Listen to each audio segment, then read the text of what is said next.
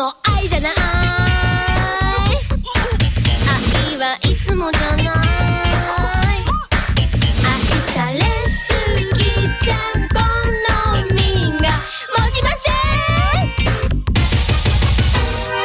今がチャンスだお買い得グラムいくらで好みもどうぞ不眠を相手に一騒動新聞棚になる前にどんずらこいてどんずらこいてどんずらこいてどんずらこいてどんずらこいてどんずらこいてどんずらこいて人の道すら外れてもそれは多分あの方のため見返りなど求めやしない愛より深い忠誠心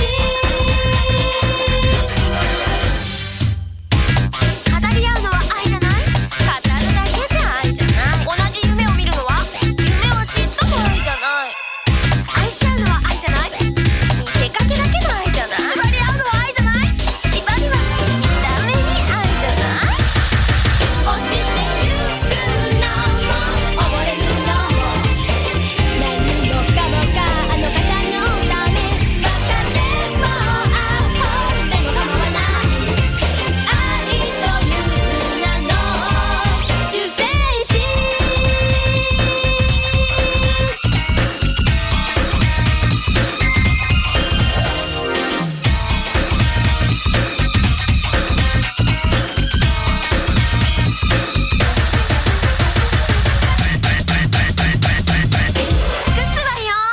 いいじゃない Muteki et Yokoso. Salut à tous. Bonjour. Bienvenue à tous pour cette nouvelle émission de Muteki, une heure de son japonais dans tous les sens du terme. Une série qui commence en allant dans tous les sens, qui continue en allant dans encore plus de sens complètement déglingués et qui termine avec un ending de chaque épisode, bien entendu, complètement barré. Excel Saga pour enchaîner, pour entamer cette émission. On enchaînera sur du surprenant, sur du what the fuck aujourd'hui, hein, un petit peu. C'est la journée. Voilà, c'est un peu la journée what the fuck. C'est la journée what the fuck, c'est Ouais. le thème du jour, bon, ok. Bon, Si tu veux. Ça c'est va. un peu le thème par défaut. Parce Ouais, que c'est sûr qu'Excel Saga, c'est what the fuck, quoi, pas possible. Un animé oublié des années 90. Mais oui. 90 ou début 2000 Comme je sais beaucoup. plus. Hein. 2000. Ouais, 2000. j'allais dire 90. Ouais, donc à cheval. C'est effectivement what the fuck complet. Hein. Cet animé, c'est hallucinant. Bah, déjà, rien que le générique où t'entends la fille mourir en toussant, là. Alors oui, alors on n'en a pas parlé, mais dans ce générique, oui, une fille tousse, ce n'est pas un défaut de la part de Non. mon... C'est pas parce qu'ils enregistraient pendant qu'elle était malade, la chanteuse, non, pas du tout. Bah ça. si, en fait si, c'est-à-dire que oui en fait. Parce que Excel Saga, quel est le principe ? C'est un animé qui brise déjà le quatrième mur, puisque le quatrième mur, pour ceux qui savent pas, c'est le mur qui sépare le comédien du public, mur invisible, qui fait que nous le public on peut voir le comédien jouer, sinon il y a un gros mur, hein, sinon c'est pas drôle. Mais bref, qui brise ce fameux mur symbolique, mais qui brise aussi le plafond, c'est-à-dire que les personnages sont les créatures, les créations et les créatures de leur créateur, et le créateur intervient, le créateur en fait pose les personnages dans une aventure qui dure un épisode ou deux, généralement un seul épisode, et il les maltraite. Il les maltraite durant tout l'épisode, et à la fin, la plupart du temps, je crois qu'il y a peut-être enfin je me souviens plus tout à fait, ça fait quand même quasiment 20 ans maintenant que c'est sorti, ça passait sur M6 d'ailleurs, mais il me semble qu'il y a vraiment que quelques épisodes où à la fin elle ne meurt pas. Et à la fin de chaque épisode, donc, c'est c'était des demoiselles, tout ce qu'il y a de plus cliché dans l'animation japonaise, avec le dessin anguleux typique de la fin des années 90, début 2000. Et les tenues qui vont avec. Oui, bah, ça dépendait des épisodes en fait, puisqu'elles étaient là pour Mourir. pour mourir. En fait, oui, elles étaient là pour mourir. Elles étaient même pas tellement là pour C'était régler chiant, une situation en fait. Elles étaient là juste pour le plaisir sadique du créateur, qui les faisait généralement mourir à la fin, soit lui, soit par un des personnages, etc., etc. Et ça se terminait par un ending qui était complètement aussi barré, et tu comprends pas, tu comprenais pas ce qui se passait en fait. À ce moment-là, tu te dis mais ok, bon, bah, c'est un ending, tout ce qu'il y a de plus joli. Voilà. Jusque là, ça va. Jusque là, c'est joli. Sauf que, attention, ça va faire mal aux oreilles.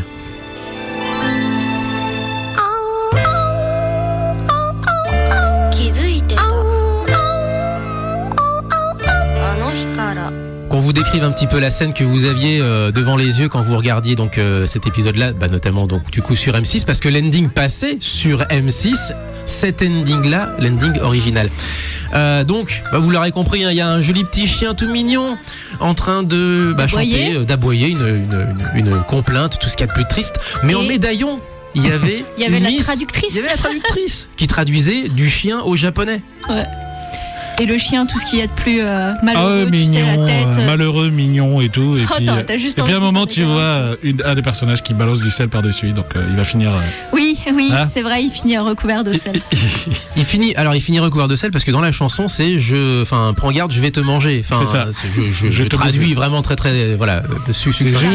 on vous a dit que c'était what the fuck ce truc. C'est ça. Et certains épisodes, comme je vous ai dit, de toute façon c'est le créateur qui décide de tout dans Excel Saga, même des endings. Eh bien, on se retrouve des fois avec l'ending chanté À l'inverse. par la traductrice. La voici la version de la traductrice. Hop. Et cette fois, c'est le chien qui traduit, quoi.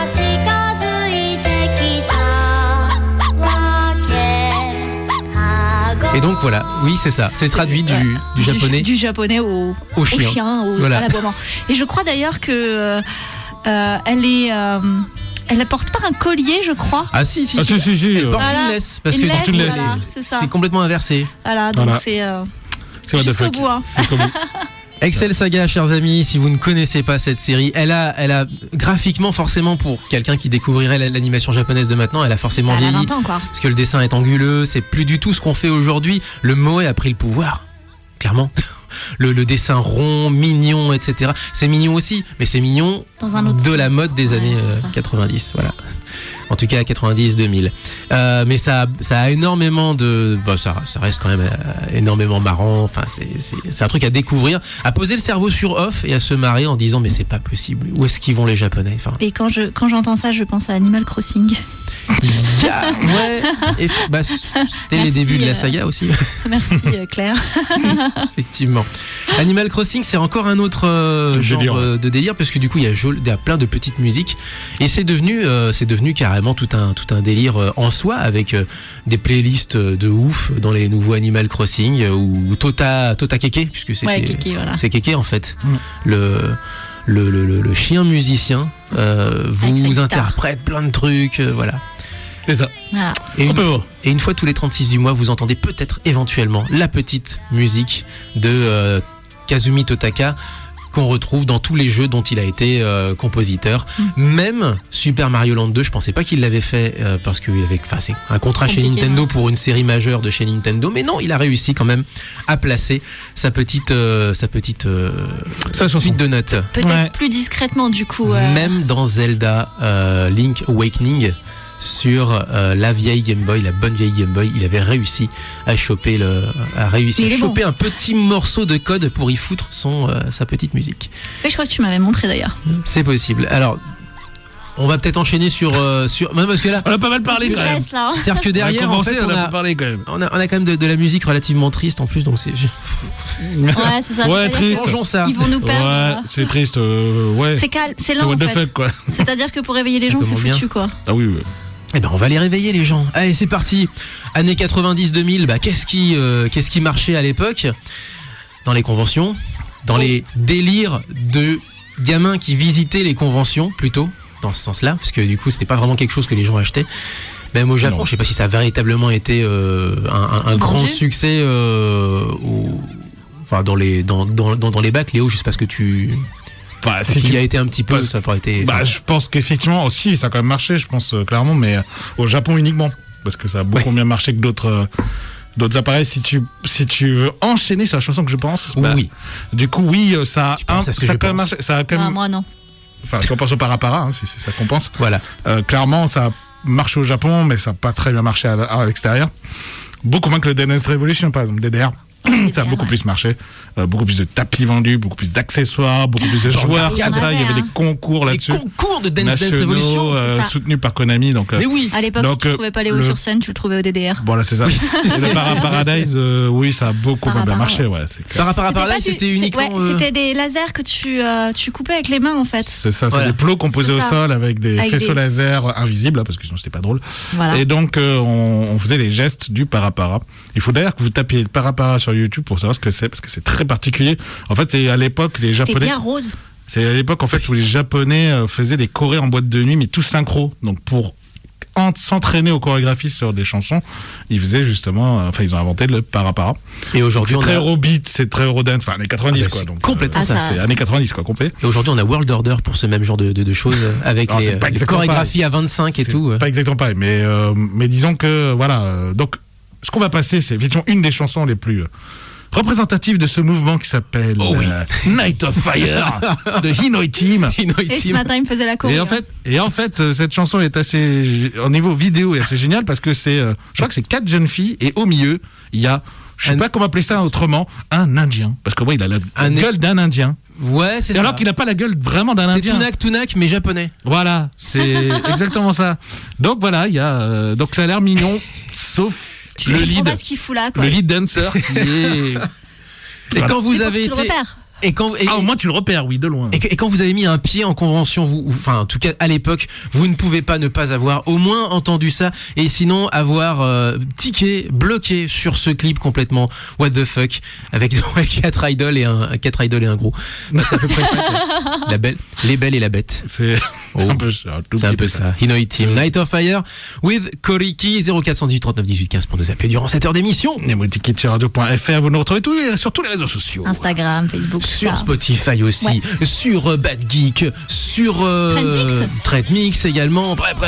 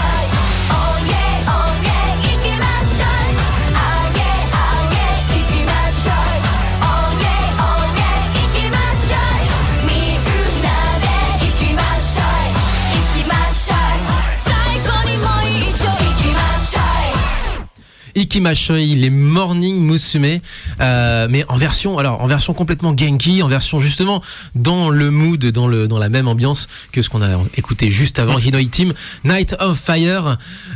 C'est complètement l'époque justement des vieux épitanimes, des tout débuts de Japan Expo, nous en France. Tu parles en France, mais au Japon, c'est surtout la période où moi j'avais l'impression qu'à l'époque c'était très on est Genki, on donne de l'énergie, on est super joyeux pour compenser un peu cette fin de période de l'âge d'or de l'économie japonaise. 89-90, la bulle économique éclate, donc forcément quelques années plus tard ça s'en ressent sur l'économie. Il faut 1 an ou 2 encore avant que vraiment il y a des commerces qui aient des difficultés, les exportations qui baissent, qui chutent à mort, et effectivement il y a une première génération qui comprend que elle aura peut-être pas forcément l'emploi à vie comme grand frère ou comme papa ou comme grand-papa.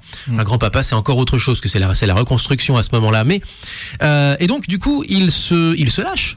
On a beaucoup de styles, il y a une vidéo d'ailleurs qui est pas mal, tiens, que je vous invite à voir. C'est alors de toute façon je vous invite à voir, à mon avis, lui il fait 40 fois plus d'audience que nous. C'est Eve qui est là-bas au Japon, qui vit là-bas et qui raconte justement 2-3 trucs par rapport au style. Alors c'est plus du ressenti balancé sur quelques secondes, mais globalement oui, c'est vrai, il a raison, il y a beaucoup de styles qui se sont développés dans les années 90. Il y a aussi un changement de comportement aussi, et là je complète ce qu'il a dit par rapport à ça. Il y a aussi un changement de comportement au niveau musical. Les idoles ne font plus recettes. Les idoles toutes mignonnes, toutes gentilles des années 80 ne font plus trop recettes. Alors elles se vendent toujours parce qu'il y a toujours du public pour ça, mais le public il vieillit, et les nouveaux arrivants, les nouveaux entrants dans le merveilleux marché du disque japonais, eux ce qu'ils veulent c'est du Genki, c'est du un petit peu hip-hop, c'est du un petit peu dance, et s'évader de la réalité, et s'évader effectivement et trouver son style.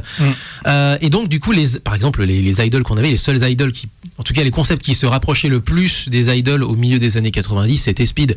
Mais Speed, est-ce que c'est vraiment des idoles? Oui, dans la démarche, mais pas dans le son. Non, exactement. C'est plus de la pop vraiment classique. C'est la pop un petit peu hip-hop. Voilà. Ouais, c'est ça. Urbaine. Ouais, c'est ça. J'aime bien exactement. C'est ce mot qui veut rien dire en français, mais en fait, ça représente bien. C'est ça qui est terrible, c'est que le mot ne veut rien dire, mais ça représente bien le truc, quoi.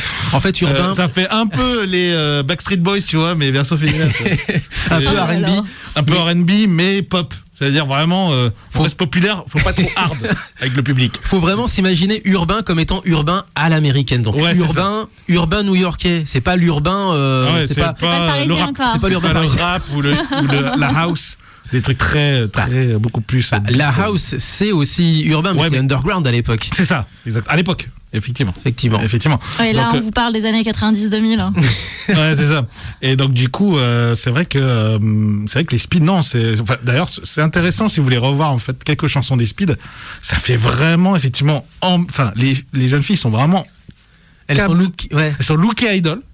Mais les chansons, effectivement, ça fait beaucoup plus. Elles sont lookées idol avec des baggy. Ça. Idol soft, quoi. Avec des baggy, des bonnets et genre c'est vraiment le 90, quoi. Ouais, hip-hop 90, quoi. Enfin, hip-hop 90, mais pour ceux qui ont les moyens, contrairement au vrai hip-hop du coup des années 90 qui viendrait de New York ou de LA. Enfin, et du coup, la bascule a eu lieu avec les Morning. Moi, je pense en tout cas. Ça a eu lieu avec les Morning où là, on a démarré les girl bands, énormes girls bands. Et encore, il y a eu du chemin, c'est-à-dire qu'elles ont commencé comme petit groupe de pop, un petit peu idolesque justement, avec aussi quelques titres dans l'esprit de l'époque comme celui-ci par exemple, avec des sous-unités qui font un petit peu des trucs plus dance ou plus gamins ou plus ou plus pointus, et il y a quelqu'un qui nous regardait à travers la vitre de la radio. Bonjour. Voilà, c'est drôle, on est en direct, forcément c'est comme ça. Et elles ne sont revenues à un style vraiment idolesque que quelques années plus tard, au moment où ça commençait à reprendre un petit peu pied. Mais elles ont quand même lancé le truc, elles ont dominé quand même le truc. À mon sens, c'est quand même elles qui ont été le porte-drapeau de ce démarrage de mouvement. Elles ont tout relancé. Donc bien qu'elles n'aient pas démarré là-dedans, c'est elles qui ont lancé le truc. Enfin, moi, je considère en tout cas que c'est elles qui ont lancé le truc. Ikimashoi, c'était le nom de la chanson, tiré d'un album, et pas des moindres, puisque c'est un album que j'ai trouvé à 200 yens dans un book-off, dans un magasin d'occasion. Donc pas tiré de l'album original, mais tiré d'une compilation complètement frappadingue qui s'appelle Hello Project. Hello Project, c'est le grand ensemble auquel appartiennent les Morning Musume et justement toutes les autres unités par rapport à ça. Hello Project Best One Special Edition for Hawaii. Ah ouais. Ce titre-là, je l'ai trouvé au Japon dans un bac d'occasion, dans un sorte de book-off, dans un magasin d'occasion. Et qui n'était pas destiné au Japon, qui est destiné à Hawaï, aux Japonais, ou en tout cas aux japonophones de Hawaï. Il y a une grosse communauté là-bas, et cette communauté, elle, consomme visiblement. Et dedans, on avait des grands classiques, comme vous avez forcément, si vous avez connu, peut-être éventuellement, si vous n'êtes pas trop vieux encore, si vous avez connu What the Cut, avec notre cher Antoine Daniel, et qui nous avait parlé notamment de Ain no Uta.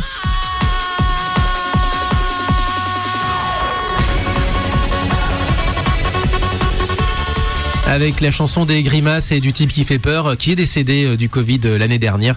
Hélas, avec les Mini-Moni, donc la version gamine des Morning Musume. Et puis on a d'autres concepts complètement oubliés, et des fois c'est tant mieux, comme les Country Musume. Oui, des Musume avec une ambiance country.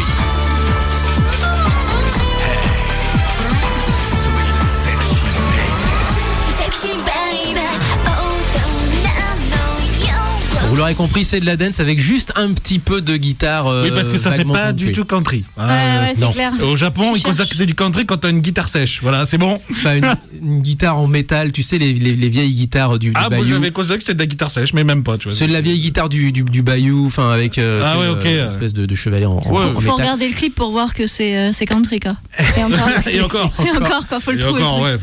Faut connaître, les gars. Il y a des chapeaux de cow-boy, c'est bon. Vous avez ce que vous voulez, non?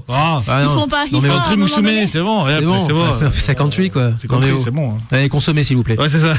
Allez, payez les disques. Achetez les disques. Je vous en mets combien? Achetez mon disque. C'est ça. Achetez.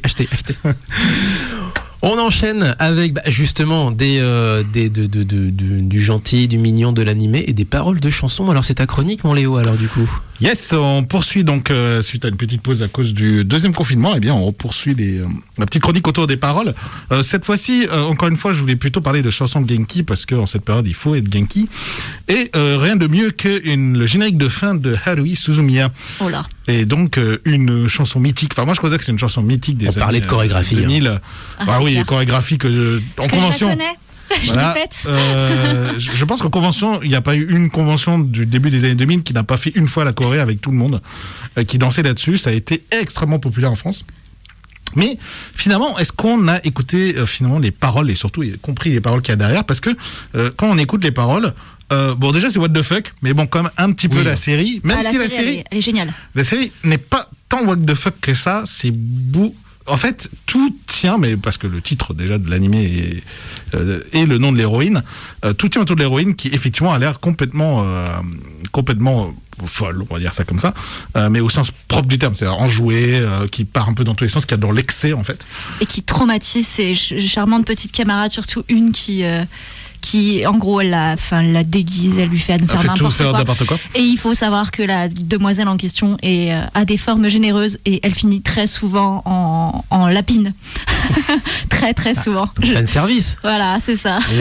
Et au final, donc le héros qui est plutôt à l'inverse, très calme, très posé, quelqu'un qui a les pieds sur terre, réaliste, voire même un peu déprimé par la réalité. Eh bien, elle compense complètement ça. Il est complètement attiré par cette jeune fille. Mais en fait, finalement, au fur et à mesure qu'avance dans la série, cette jeune fille est beaucoup plus, elle cache quelque chose de beaucoup plus profond, et justement la mélancolie. Et donc, c'est pour ça que cette série a, je pense, remporté énormément de succès, parce qu'il y avait une double lecture et un fond qui était très intéressant. Et du coup, c'était un nid à cosplay surtout. Et on voit pas clairement. Ça c'est clair. Clairement. Et donc du coup, dans les paroles du générique de fin, donc si je vais pas chanter parce que je suis très nul à la chanson, mais ça commence en japonais, ça commence par nazo nazo mitaini. Enfin voilà. Déjà, si je dis ça, il y a des gens qui ont déjà, il y a des gens qui ont toute la chanson maintenant qui va dérouler. Et donc ça se traduit si tu veux. dans la traduction, donc ça se traduit au début par: si nous pouvions résoudre la Terre comme une énigme, nous pourrions aller n'importe où tous ensemble. Donc en fait, résoudre la Terre comme une énigme, avec cette première phrase, c'est typiquement l'état d'esprit d'Haruhi Suzumiya, qui est très curieuse, qui va chercher vraiment à prendre n'importe quel aspect de la vie, même la plus insignifiante, pour en faire quelque chose d'énorme, et surtout de comprendre plein de choses. Et après, la phrase suivante, c'est: nous passons notre vie à anticiper, à espérer, mais qui nous a conféré ces sentiments jusqu'à la fin des temps. Et là, vous avez Jikano Hatema de bouh, bon voilà. Et donc là, c'est jusqu'à la fin des temps, boum, voilà. Grâce à une distorsion, parce que warp, c'est une distorsion du temps, c'est comme ça. Cette sensation de boucle sans fin fait tout tourbillonner et joue avec elle. Donc tout ce couplet en fait de début représente parfaitement l'état d'esprit de la jeune fille qui vraiment est un peu perdue au milieu de tout ça et essaie de rendre tout ça un peu magique, de rendre un peu tout ça joyeux. Et puis bien sûr il y a les paroles du refrain: un jour ensoleillé, un bonheur plus grand que cette magie se répandra sans fin, ce n'est pas impossible. Quand on se reverra demain, chantons et fredonnons, recueillons tout le bonheur, c'est si facile ainsi. Pourchassons-le, tentons de l'attraper. On aime les rêves et les grands rêves, non ? Donc voilà, au final, cette chanson qui est extrêmement joyeuse représente encore une fois cet état d'esprit de voyons toujours le bon côté des choses, profitons, délirons ensemble, cherchons le bonheur. Le reste, les soucis, tout ça, c'est pas grave. Tant qu'on est heureux, tant qu'on rigole, tant qu'on plaisante tous ensemble, si on chante, on fredonne, si on est joyeux, tout ira bien. Et même dans un monde où tout est sans fin, où on cherche des choses, on rêve à des choses, eh bien, il y a toujours cet espoir qui est là, et donc il faut en profiter. Et encore une fois, c'est une chanson qui, pour moi, est très qui me donne de la pêche, hein, de toute façon, surtout en cette période où c'est l'hiver, avec l'année un peu compliquée qu'on a vécue. Donc je trouvais intéressant d'analyser ces paroles. Et donc voilà ce que j'ai fait. Mais c'est plus profond qu'il n'y paraît, mon Dieu. Et je vous propose du coup d'écouter la chanson Hare Hare Yukai pour bouger le popotin. C'était trop sérieux, c'est parti. Les paroles, certes, plus sérieuses qu'on ne le croit, mais la chanson quand même sacrément Genki. Et puis la Corée, quoi. Aya Hirano au chant tout de même. 「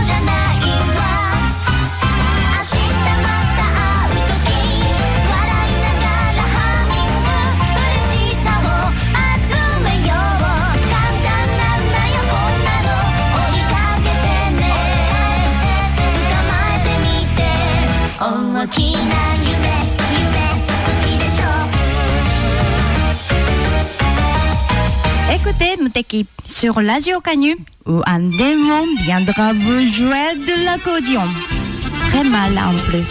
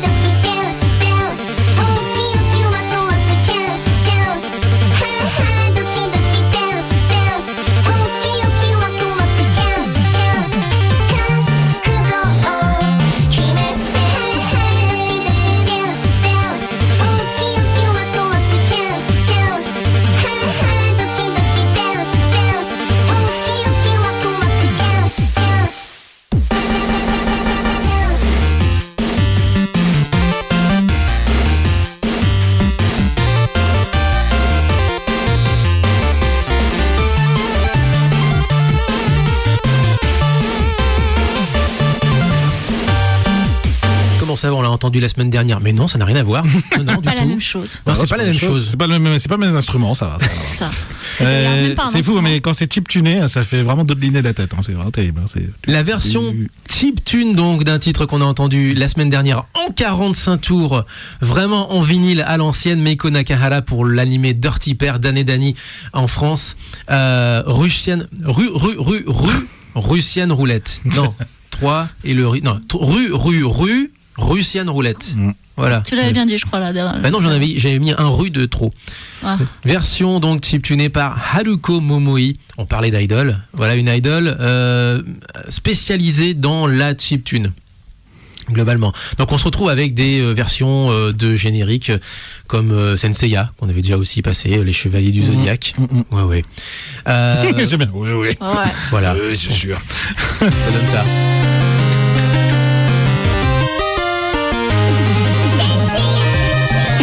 Les Senseiya derrière par contre. Quoi, c'est les idoles derrière, merde. Ah, c'est trop bon. Quoi Il y a aussi pour les quadras, les vrais, les tatoués, Versailles Nobara, Lady Oscar pas si aussi. vieux que ça, hein.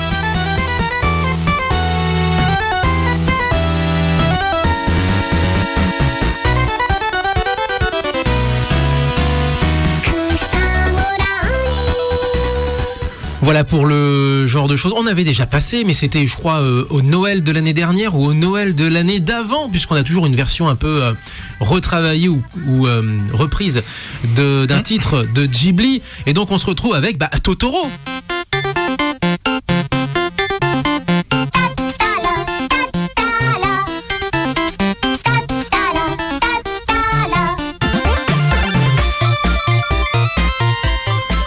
C'est mignon comme tout. Donc voilà, Haruko Omori avec un album entier de reprises, plusieurs d'ailleurs. Elle a fait globalement un peu, en gros, sa carrière sur ça.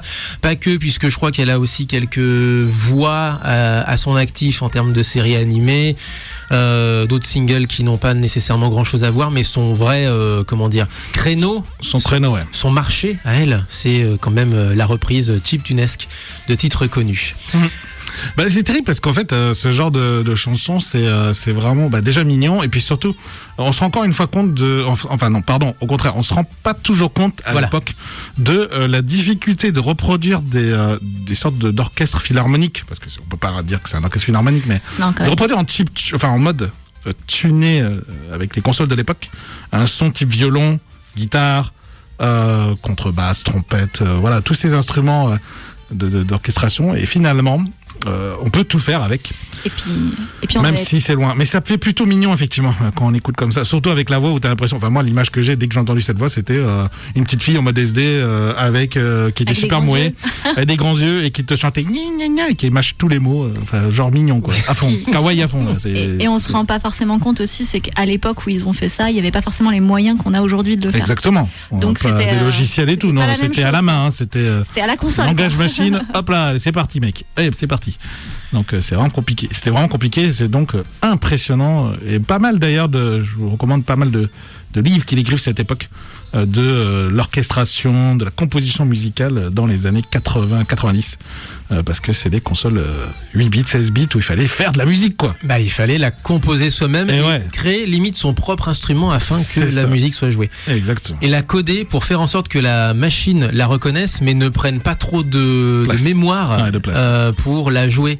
Alors des fois tu avais des routines de fou furieux. Il y a des vidéos qui expliquent justement le fait que par exemple le petit jingle de champignons dans Mario, donc Mario qui grandit en prenant un champignon dans le premier Super Mario Bros, est en fait la même partition mais jouée à moitié et en accéléré que la partition qui est prévue pour la fin d'un niveau lorsque vous touchez le fameux poteau qui vous permet de valider la fin du niveau. C'est visiblement la même partition, mais il a été donné comme instruction à l'ordinateur de la jouer à moitié, genre une note sur deux, et en accéléré, genre x100 par exemple.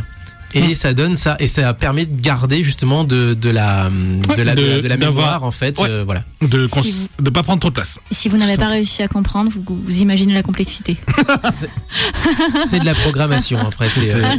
C'est ça. Donc c'est toi tu vas faire ça, mais tu vas le faire comme ça tu vas t'épargner du boulot. Et tu vas prendre ce truc là qui existe déjà. Voilà, tu vas prendre ce truc là, tu vas le réduire en deux. Bref, c'est de la programmation ça. Ouais, là on est en train de partir entre, mais globalement il y a vraiment c'est très japonais. Oui, ou en tout cas c'est le chiptune en tout cas. En tout cas, c'est vraiment à l'époque beaucoup de créativité, beaucoup d'astuces finalement pour respecter les contraintes technologiques de l'époque. Voilà. Mais vous invite vraiment, si vous êtes intéressé par ça, vraiment regardez ça. Et beaucoup d'imagination, quoi, parce que les gars qui ont pensé à ça, enfin. Ah oui, à un moment donné, merde. Il y a quand même des super musiques, Mario justement, tout ce qui était Sonic, toutes les musiques comme ça, Megaman. Megaman, quoi, c'est tellement mythique, tout en mode 8 bits, Castlevania, enfin tout ça fait que il y a tellement de génie. Castlevania et Megaman qui mériteraient un débat déjà en entier, simplement, enfin à l'échelle d'une émission en entier. C'est-à-dire que c'est véritablement les premiers, les premières séries grand public de jeux de plateforme où la musique prenait une place prépondérante dans l'ambiance générale du jeu, et ça servait de vitrine aussi pour Capcom et Konami, qui étaient en plus de ça concurrents à l'époque sur des créneaux quasiment identiques. Donc forcément il fallait montrer ses muscles et montrer qu'on avait les meilleurs compositeurs, qu'on avait les meilleurs réalisateurs, qu'on avait les meilleurs programmeurs, etc. Et donc ces deux séries-là, d'une certaine façon, pas qu'elles, mais d'autres également, ont servi de vitrine, surtout à l'époque où on était à fond sur le jeu de plateforme. De la chiptune en France, on en a aussi, il y a 2080 qu'on avait reçu déjà à l'émission, qu'on va recevoir, on l'espère peut-être, s'il veut bien, effectivement, on lance un appel comme ça à l'antenne, s'il le peut également, puisque là, pour l'instant, avec le déconfinement, pour l'instant, à Canu, je crois qu'on ne peut toujours pas recevoir d'invités en direct. Par contre, on peut toujours en recevoir à distance, donc en utilisant Zoom, Skype, etc. Et puis, il y en a d'autres également en France. On parlait de reprises chiptunesques avec Haruko Momoi. On en avait passé une il y a très longtemps de ça, puisque c'était un CD que j'avais reçu par le magazine Pix & Love à l'époque, le fameux MOOC Pix & Love, qu'on avait passé d'ailleurs dans les sélections de Radio Canu à l'époque. La mauvaise réputation de Georges Brassens, repris par Sida Beatball qui avait composé ça sur une Game Boy, tout simplement.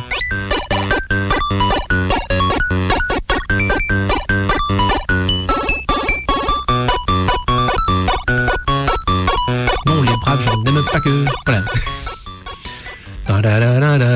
Voilà, Sida Beatball, donc parmi d'autres compositeurs, enfin voilà, on citait 2080, il y a Ultracid, il y a Square Tune Magician aussi fait ça, mais il inclut ça dans une composition beaucoup plus électro généraliste, mais il y intègre des morceaux de chiptune dedans. Bref, voilà, on a toute une scène française qui bouge, notamment à Lyon d'ailleurs au passage. Tout à fait. Et il nous reste plus grand chose comme... Moi j'ai une news sport, mais elle va être très rapide. Alors vas-y. Alors du coup chacun a des choses à dire. Alors on commence par quoi du coup ? Juste une petite news sport, parce qu'encore une fois il se passe pas grand chose. On a les Jeux Olympiques donc qui continuent à s'organiser avec un an de décalage. Aujourd'hui on a appris hier on a appris que le surcoût du fait de décaler les Jeux Olympiques, c'est quand même 295 milliards de yens, je crois. Oh punaise. Donc c'est assez énorme. Milliards de yens, donc c'est environ 2 milliards et quelques d'euros pour décaler les Jeux d'un an. Donc voilà, ils sont en train de chercher des budgets, donc il y a pas mal d'aides de financements qui vont avoir lieu par les villes, par les préfectures, etc. Mais c'est énorme, donc les Jeux, voilà, c'est compliqué au Japon, mais ils affirment toujours qu'ils vont maintenir ces Jeux pour 2021 pour le moment. Donc courageux parce que c'est pas facile. C'est ça, 294 milliards de yens, 2,83 milliards de dollars. Ok. Ensuite, voilà, et moi j'aimerais bien faire un petit clin d'œil à une personne qu'on a reçue qui tient un bistrot du côté Fouchou. Moi j'aimerais bien la recevoir aussi en direct à l'antenne, même pour quelques minutes, histoire qu'elle nous raconte un petit peu l'ouverture de ce bar-là. Alors petit rappel, si vous vous souvenez, c'est Nadia qui était venue il y a bien un an maintenant, qui allait ouvrir son bistrot jazz au Japon. Donc elle parle pas japonais, elle avait pas de contact là-bas. Elle a ouvert le 30 octobre. Elle se les a fait là-bas justement à force de bras, si j'ose dire. Elle a trouvé un local, période Covid quoi. Elle a trouvé un local, les fonds, les financements, enfin voilà, elle s'est vraiment démerdée et elle a ouvert et malheureusement je n'arrive pas vraiment à avoir de ses nouvelles parce qu'elle n'a pas le temps. Ça a l'air de plutôt très bien se passer pour elle. C'est plutôt bon signe effectivement si on n'a pas de nouvelles. Très bien, voilà. Donc du coup j'essaierai peut-être de voir si elle est disponible un matin. Parce que pour elle, du coup, ça sera milieu d'après-midi. Quand il est 9h, faut savoir, quand il est 9h ici, donc en direct, en début d'émission, il est 16h en fait au Japon, 16 à 17h, ça dépend du décalage et de l'heure d'été hiver. Voilà, donc du coup, ça ouvre à 17h, donc à 16h, elle est encore un peu disponible. Et voilà, je pense qu'elle doit pas avoir beaucoup de temps pour se poser, se reposer, mais ça fonctionne plutôt bien et je suis très contente pour elle parce que c'est un sacré tour de force. Ouais, le bistrot jazz Nadia, effectivement, qu'est-ce qu'on peut dire d'autre ? Voilà, il est à côté en fait de la gare de Fuchu, mais la gare de la compagnie Keio qu'il y a plusieurs compagnies de train au Japon. Et Fuchu est un quartier qui est pas trop mal desservi, alors avec des lignes de la JR, donc la compagnie historique, de la ligne Keio, qui est une compagnie privée, et puis d'autres également, petite ligne de banlieue. Et celle-ci, c'est la ligne de Keio, il me semble, qui est vraiment au bout. En fait, le bar est au bout des voies, des quais en fait. Ouais. Voilà, dans une petite ruelle a priori, puisqu'on n'a pas réussi à avoir les photos. Dans un centre commercial en fait, voilà. On n'a pas réussi à avoir les photos sur Maps. Voilà. Dans la ruelle d'un centre commercial, voilà, exactement. Et on l'a identifié sur Muteki puisqu'on a réussi à trouver l'emplacement. Donc Il est sur Google Maps, ce bar. Oui, il est sur Google Maps, ouais. Et a priori, oui, elle a beaucoup de passages, des curieux déjà, une Française qui a ouvert ça au Japon, voilà. Et en période Covid, c'est pas évident. Hein, ouais, c'est ça. Exactement. J'espérais que ça puisse te dire. Ouais. C'est tout ce que je lui souhaite. Et ben justement, le dernier titre se prête bien à ça. Il s'appelle Wakarimasen. Je ne comprends pas. Juste avant, justement, de passer ce titre-là, une dernière chose également, là pour le coup en interne à Muteki, puisque on a lancé un calendrier de l'Avent musical. Donc, checkez la page Facebook de Muteki. Moi, je partage ça évidemment sur les réseaux sociaux à titre personnel, mais de toute façon sur la page Facebook de Muteki, sur le groupe Facebook de Muteki, adhérez au groupe Facebook de Muteki, vous aurez davantage d'informations par rapport à ce qui se passe sur l'émission, parce qu'avec l'algorithme de Facebook, on ne voit jamais rien de ce qui se passe.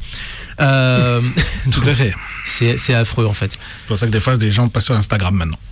Exactement. En fait. Tout à fait. Et on est sur Instagram. Ça tombe bien. On est sur Instagram aussi. Ouais, c'est ça. Donc le calendrier de l'Avent musical, c'est essentiellement des passages à la télé d'artistes, des concerts, beaucoup de concerts, pas que. On a aussi fait un petit crochet par l'émission Japan 80s de notre ami Laurent qui est à Oita et qui nous fait en fait une fois, je crois par mois, quelque chose comme ça, une chronique sur des grands classiques. Je sais pas comment dire, j'ai pas envie de dire des artistes vieux parce que y en a qui ont toujours des carrières encore aujourd'hui. Ouais, vintage, mais c'est la mode. Ouais, pour certains, mais enfin bref, des grands classiques ou des idoles oubliés. Bref, Japan 80s, on en a parlé la semaine dernière et on en a remis une couche effectivement sur ce calendrier de l'Avent. Puis il y a aussi donc des extraits de concerts, notamment du Yellow Magic Orchestra. Il y a aussi l'audition de X Japan en 87 qui s'appelait pas encore X Japan, qui s'appelait juste X. L'audition pour signer en major chez Columbia, donc chez CBS. Qui se trouve sur le net. Il y a quelqu'un qui l'a enregistré à l'époque et puis qui l'a exporté sur YouTube. Et puis il faut aussi la vidéo, cette fois-ci plus promotionnelle, tirée du DVD de Distant World également, les 25 ans, puisqu'il se retrouve quelque part sur YouTube. Tout se retrouve sur YouTube désormais. Tout se trouve sur YouTube. Sauf Muteki, il faudrait qu'on s'y mette. Et en parlant des 25 ans, je crois qu'il y avait un jeu pour les 20 ans dont on n'avait toujours pas donné les résultats. Oui, alors qui a gagné notre grand DJ God des 20 ans de Muteki alors on porte énormément de participants. Je pense aussi à discuter avec le confinement et tout. C'est Enzo qui a gagné. Et la personne qui a la deuxième place, je vais vous le dire tout de suite, c'est Shin Steph qui a également participé au concours. J'ai pas retrouvé toutes les réponses, donc si des gens ont participé, n'hésitez pas à nous reposter vos réponses, mais vous recevrez donc chacun un petit cadeau. Voilà, donc on prendra contact avec vous pour savoir où vous êtes et voilà. Et si vous avez participé et que j'ai pas vu, vous m'envoyez un MP ou l'MP de Muteki, via Facebook. Manifestez-vous. Allez, on termine avec la sélection d'Alpha du Gros Tadzik à retrouver sur legrostadzik.fr, à retrouver aussi sur son groupe, le Gros Tadzik sur Facebook. Miyachi Wakarimasen, je ne comprends pas. Miyachi étant un artiste de hip-hop, j'allais dire un rappeur, mais c'est tellement réducteur, c'est So 90 ça.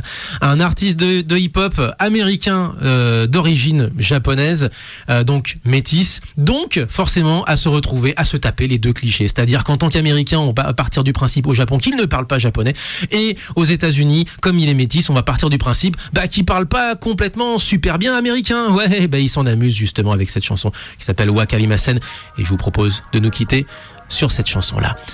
Portez-vous bien, à la semaine prochaine, vive le son japonais. Yeah, ciao ciao. Yeah, 英語わかりません。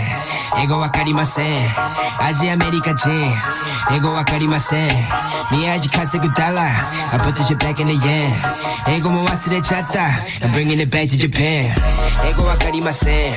英語わかりませんアジアアメリカ人英語わかりません宮地稼ぐダラ I put this shit back in the yen 英語も忘れちゃった I'm bringing it back to Japan 今到着成田汚れ物アメリカ前はマクドナルド今食べてるキャビア喋り方がキャビア髪かく雷や渋谷クラブ入りビアピ酒とキャリバイ Yeah 上がる夢を見てるいつも通りシャバを開けて飲んでる水のように東京にいたら渋谷立てて地図を読むニューヨーク帰ったら普通のアジア人に戻る英語何もわかりません俺の女は韓国人洋服ほとんど中国から今からパリ服を月間に確かにやね月間にってわかるよねアルバム終わったらあとすぐ国出る I'm a fuck up a check 滑らか with the flow Everybody on the flow どこでも出身 Everybody puff a draw ドープ欲しい人いるから僕エスコバルあるポ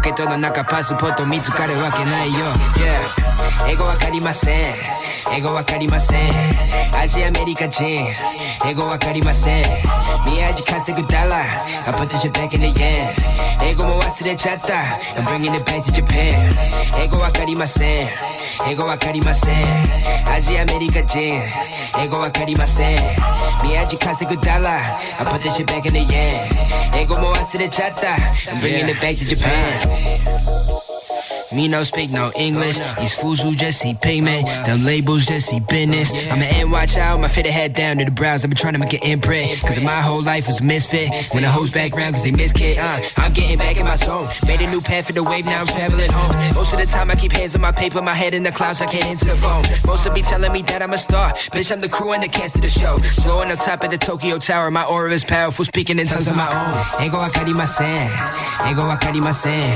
アジアアメリカ人英語わかりません宮地稼ぐダラ I put this shit back in the yen 英語も忘れちゃった I'm bringing it back to Japan 英語わかりません英語わかりませんアジアアメリカ人英語わかりません宮地稼ぐダラ I put this shit back in the yen 英語も忘れちゃった I'm bringing it back to Japan